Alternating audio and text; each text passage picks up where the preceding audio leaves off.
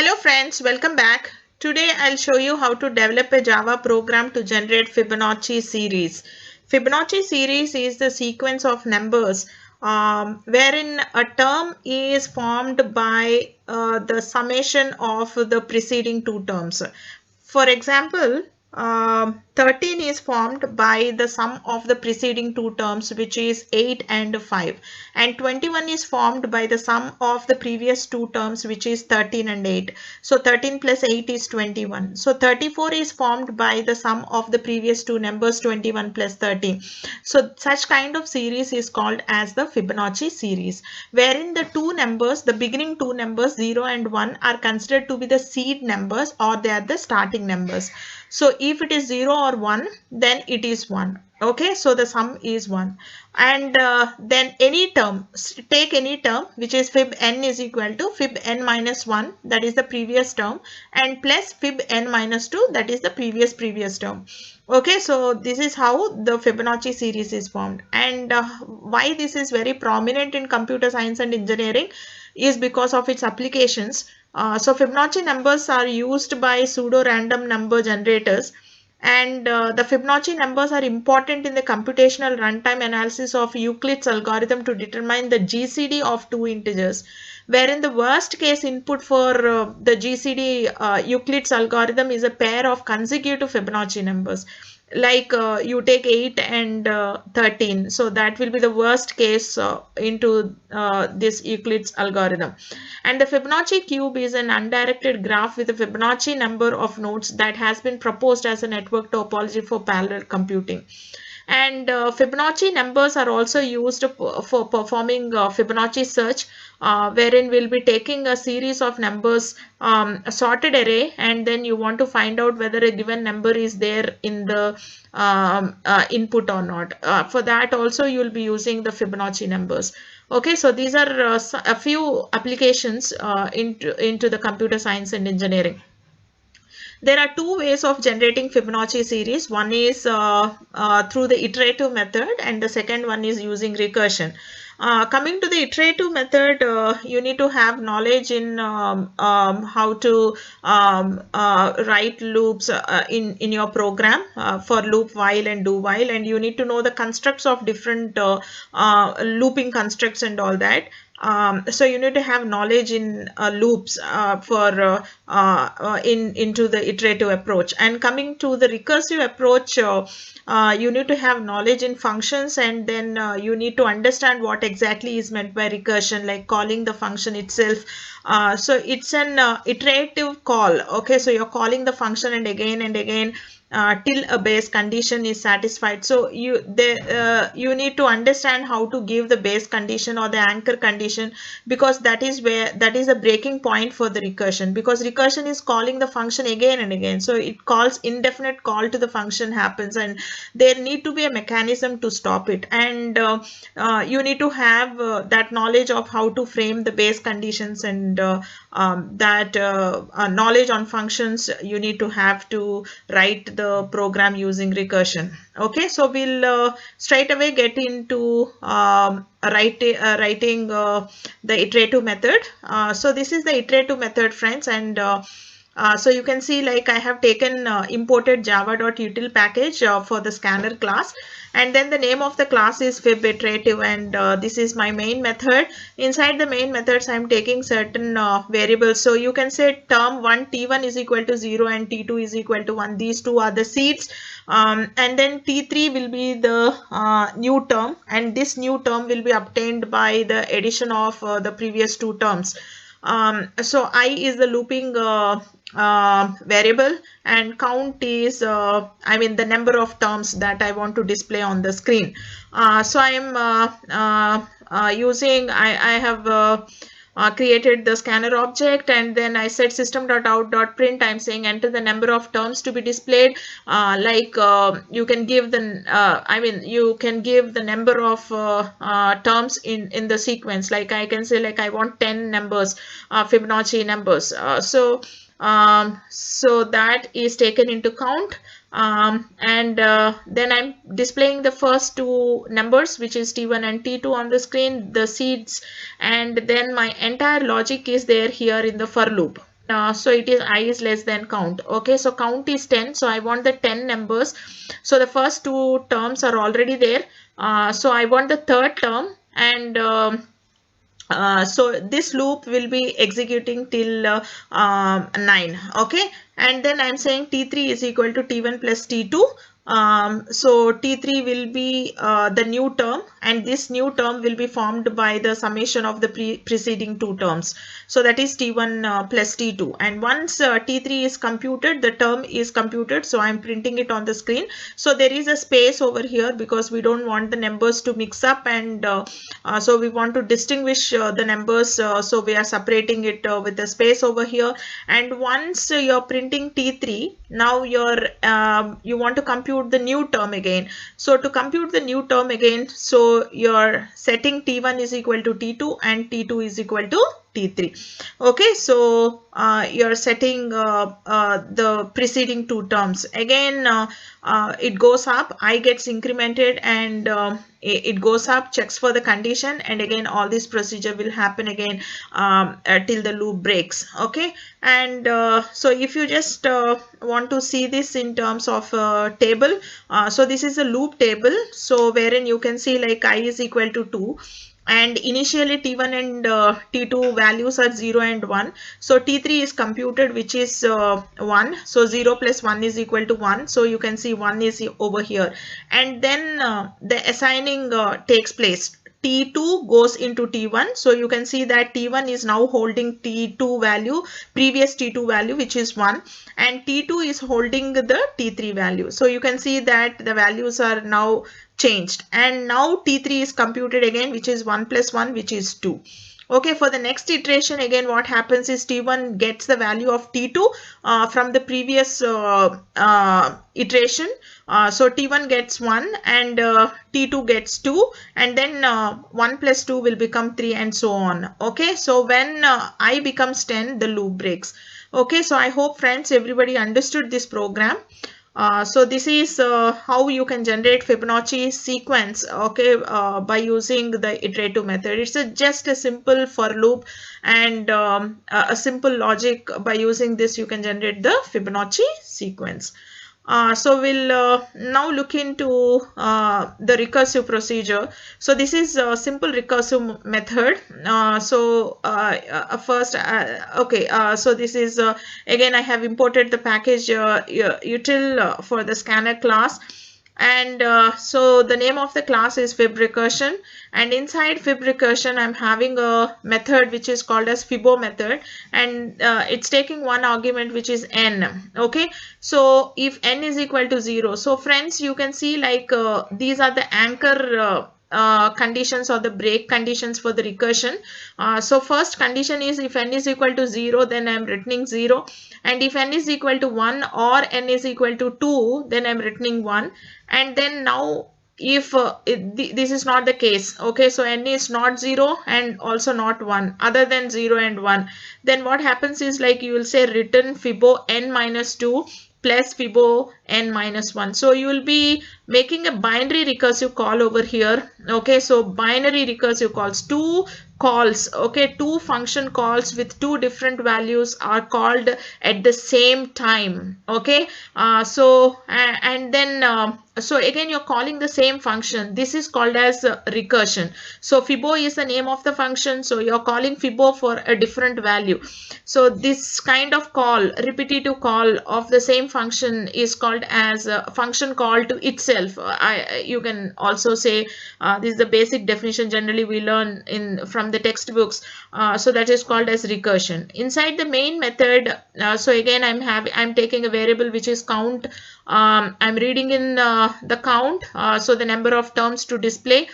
Say for example I want to display the first 10 numbers of the Fibonacci sequence, so I'll be giving 10 over here for the count. And then see friends, okay, so inside the for loop I'm making the call to the function. So the call to the function initially is made for 0. So what happens is when I say Fibo 1 I, okay, so what is the value of I over here? The value of I is equal to 0 initially. So what happens, Fibo will be called, okay, so wherein this n over here will be 0. So inside this particular method, so it checks for the condition. So if n is equal to 0, it will return 0. So there is a system.out.println print statement. So what will happen is 0 will print on the screen for me. So the output will be like 0 will be printed, and then there is a space. Again, I gets incremented. There is a space over here, so the space will be printed, and then I gets incremented, and now I value will be 1. So again Fibo 1 is called, and here the condition Fibo n is equal to 1, 1 is true. So what happens is on the output screen 1 is printed, and then there is a space, and again I gets incremented. Now I is 2, so what happens, Fibo 2 is called, so n value is 2. So you can see the condition that if n is equal to 2, what happens, you have to return 1. So what happens on the output screen, again 1 is printed, and then there is a space over here, and then I gets incremented, and you can see that now it is 3. So what happens when I becomes 3? Okay, so Fibo 3 is called. So for the Fibo 3, what happens is the first two base conditions become false. Okay, so they are not satisfied. So you can make it here that it is not 0, it is not 1, it is not 2. Now it is 3, n is equal to 3. So what happens is this binary recursion takes place. So what it will do is it will do Fibo n minus 2, which is 3 minus 2. Okay, so 3 minus 2 is 1, and then Fibo 3 minus 1, which is Fibo 2. Okay, so Fibo 2 and Fibo 1, Fibo 2 and Fibo 1 are called. Okay, so you can see Fibo 2 and Fibo 1 are called, and again for Fibo 2 it returns 1, and for Fibo 1 it returns 1. So 1 plus 1 is equal to 2, and 2 will be printed on the screen, and then a space, and then I gets incremented, I becomes 4. Now what happens is again Fibo 3 and Fibo 2 gets called, and in turn for Fibo 2 what happens is Fibo 2 plus Fibo 1 gets called. Okay, so there is massive recursive calls, and lot of push and pops happen over here because there are many functions, many recursive calls, binary calls are taking place at the same time. So I'll just put you I'll just show this in terms of recursive tree. You can see, like for example, if Fibo 5 is called, so the Fibo 5 when it is called, so two binary calls takes place. One is Fibo 4 and the other is Fibo 3. And for Fibo 4, again there is a binary recursive calls, one for Fibo 3 and then again for Fibo 2. And again for Fib 3, again 2 and 1 call takes place. And for Fib 3, again 2 and 1 call takes place. So you can just make it out from this particular tree that massive calls, okay, so and many recursive calls takes place, and lot of pushing and popping into the stack happens over here. Anyway, we'll just try to understand whether iterative method is efficient or recursive method is efficient. I'll show you the execution and then we'll try to understand. Okay, so this is the recursive procedure, friends. Okay, so after I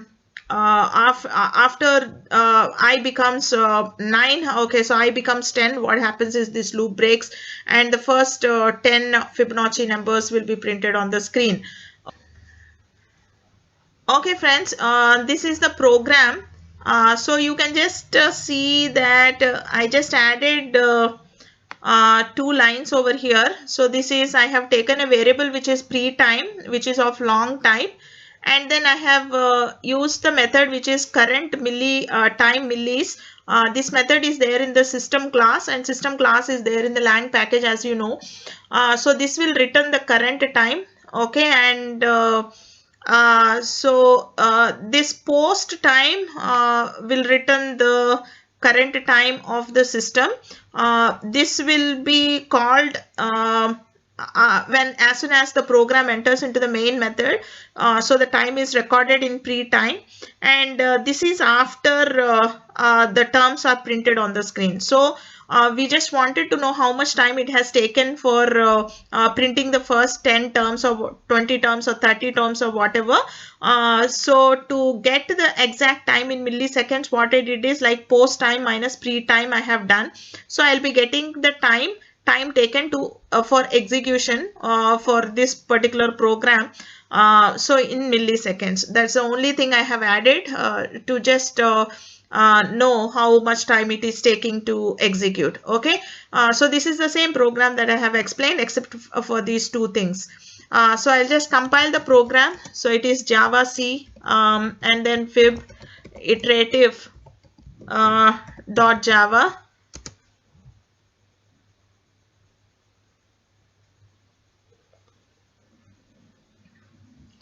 So no errors. So we'll just try to execute. Okay friends, it's asking me to enter the number of terms to display, so I'm saying 10. Okay, so you can see the first 10 terms are printed on the screen and the time taken to compute in milliseconds is 6037. So you can just look for 30 terms. So it is taking a bit less time. So it is 2658. It also depends upon the speed of your processor and all that, but I'm giving you some approximate times. And so we'll see for 55 terms how much time it is taking. It is taking 3420. Okay, so just keep this analysis in mind. So if you want the time to be in seconds, you can divide this value by 1000. You will get the time in seconds. Okay, so now I'll show you the output for the recursive procedure, simple recursive procedure that I have shown you, except for I have added this pre-time and post-time, and this is the recursive calls that we have made. Okay, so now I'll execute the program. So I'll say Java C. So it is fib recursion.java.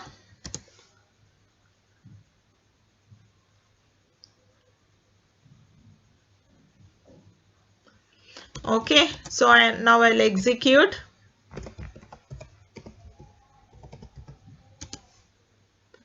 Okay friends, I'm giving, I want to get the first 10 terms. So you can see the time taken to compute is 0. Whereas you can see for the iterative method, like it has taken some time. But for the recursion is so fast, you know, for the lesser number of terms. For 10 terms, it is taking very less time. So we'll just see for 30 terms for like, so for even for the 30 terms, it is taking very less time. It is 32 milliseconds. And so we'll now take it for 55. Okay, I want all of you to observe it very carefully. Okay, so for 55, for printing 55 terms, okay, so it is the iterative method has taken 3420, and we'll see how much time this recursive method is taking for printing the 55 terms. Okay, see friends, it is taking some time. Okay, and it keeps on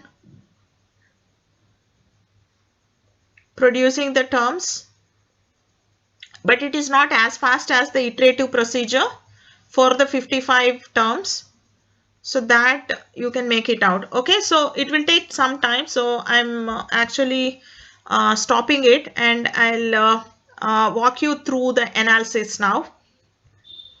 Okay, well friends, to display the 55 terms using the recursion method, so it has taken almost 11 minutes for me on my system. So what is the conclusion? So I think you can make the conclusion now. I'll show you the time complexity table and I'll explain you.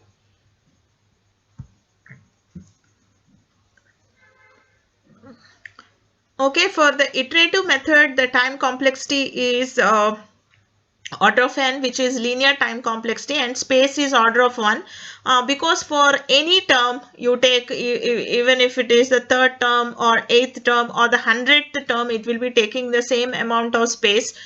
So it's a constant space that it will be requiring. And for the recursive procedure, like the time complexity is exponential, so it is order of 2 power n, and the space is order of n. So the space also linearly grows, because as the recursive calls keeps on increasing, more and more stacks are called, and then lot of push and pop operations takes place. Even those will be counted in your time complexity.